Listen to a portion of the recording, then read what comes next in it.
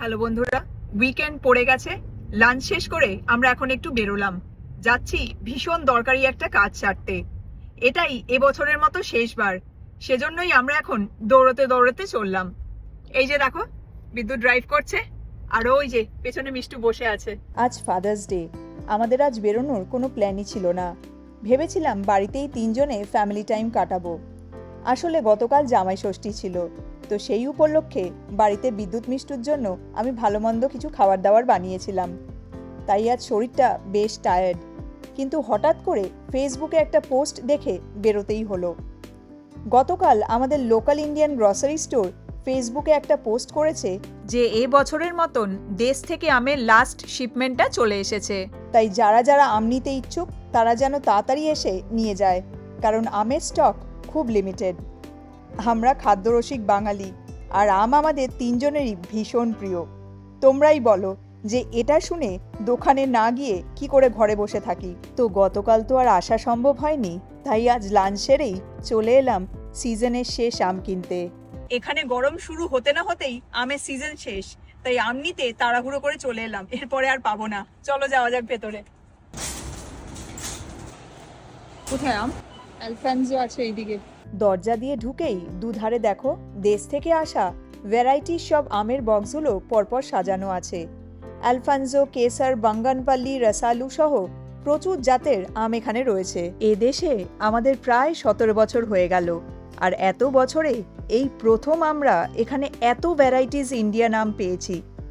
আজ থেকে এখানে অফিসিয়ালি সামার শুরু হলো, কিন্তু গরম পড়ার আগেই আমাদের এবছর দেশের প্রচুর ভ্যারাইটিস আম অলরেডি খাওয়া হয়ে গেছে। এটা আমাদের কাছে একটা বিশাল ভাগ্যের ব্যাপার। এটা কি রাজাপুরি? ও হ্যাঁ, লেখা আছে। ল্যাংড়া নেই? ল্যাংড়া ল্যাংড়া মনে হয় আসেনি না? ল্যাংড়া আম এখান থেকে মে মাসে আমরা নিয়ে গিয়েছিলাম, এবার তো দেখছি আর আসেনি। তবে যে আমের জন্য আজ এখানে আসা, সেই রাজাপুরি এবার এসেছে দেখে নিশ্চিন্ত হলাম। এই আমটা আমাদের হিমসাগরের মতো স্বাদ, প্রচণ্ড মিষ্টি আর অসাধারণ গন্ধ। এই রাজাপুরি আম আমরা এর আগে 3 বক্স নিয়ে গিয়েছি, দারুণ খেতে। একজন দিদি এই রাজাপুরি আম আমায় একবার খেয়ে দেখতে বলেছিল, তাই নিয়ে গিয়েছিলাম, আর খেয়ে আমাদের অসাধারণ লেগেছে, একদম হিমসাগরের মতন। আর এই রাজাপুরি আমের দামও অন্য সব আমের থেকে বেশি। 1 বক্স রাজাপুরি আমের দাম $45, মানে ওই ইন্ডিয়ান টাকায় 4300 টাকা মতো হবে।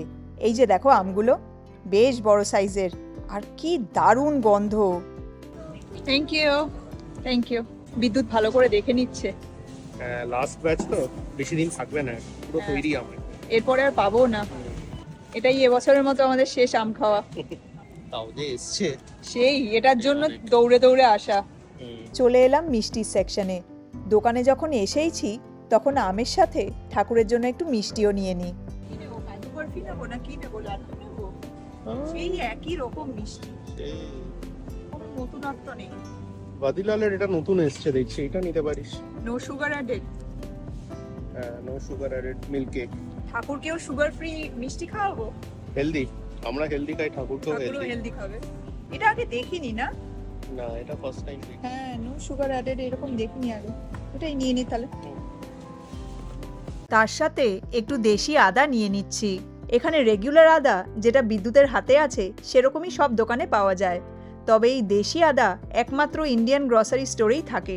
দেশি আদা সাইজে ছোট বলে খোসা ছাড়াতে একটু অসুবিধা হয়, তবে এই দেশি আদার স্বাদ দারুণ। তাই এই দেশি আদাই আমরা সবসময় নিয়ে যাই। চলে এলাম পুজো সামগ্রীর সেকশনে। ঠাকুরের জন্য একটা সুগার কিউবের প্যাকেট নিয়ে নিচ্ছি, তার সাথে ঘিয়ের বাতির একটা বক্সও নিয়ে নিলাম। বাজার ডান। সব থেকে ইম্পর্টেন্ট জিনিসটা সবার আগে এসে নিয়েছি। বেশি বক্সও নেই, দেখেছিস? হ্যাঁ, আমি আগে ভাবতাম যে শুধুমাত্র বাঙালিরাই আম খেতে প্রচণ্ড ভালোবাসে, কিন্তু না, আমার ধারণাটা সম্পূর্ণ ভুল। এখানে আম কিনতে এসে দেখেছি যে সাউথ ইন্ডিয়ান, গুজরাটি, তারপর মহারাষ্ট্রান সহ আরও প্রচুর ভারতীয় মানুষজন আমাদের মতন আমের বক্স কিনে নিয়ে যাচ্ছে। আম সব ভারতীয়দেরই ভীষণ প্রিয়। আমাদের ইন্ডিয়ান গ্রসারি স্টোরের একদম কাছেই হলো কস্কো, তাই এদিকে যখন এলাম সেজন্য বিদ্যুৎ গাড়িতে তেলটা ভরিয়ে নিচ্ছে। অন্য সব গ্যাস স্টেশনের থেকে কস্কোতে তেলের দাম সবসময় অনেকটাই কম থাকে, তাই আমরা এদিকে এলেই কস্কোর থেকে গাড়িতে তেল ভরিয়ে নিই। বাজার সেরে গাড়িতে তেল ভরিয়ে এখন আমরা চললাম বাড়ি। বাড়ি গিয়ে বসে রাজাপুরি আম খাবো। তোমরা কে কে এই রাজাপুরি আম খেয়েছো? যদি খেয়ে থাকো তাহলে তোমাদের এই আমের টেস্ট কেমন লেগেছে কমেন্ট করে অবশ্যই জানিও। তো যাই হোক, তোমরা সবাই খুব ভালো থেকো, সাবধানে থেকো। তোমাদের সাথে পরের মোমেন্টসে আবার কথা হবে। Take care, bye by.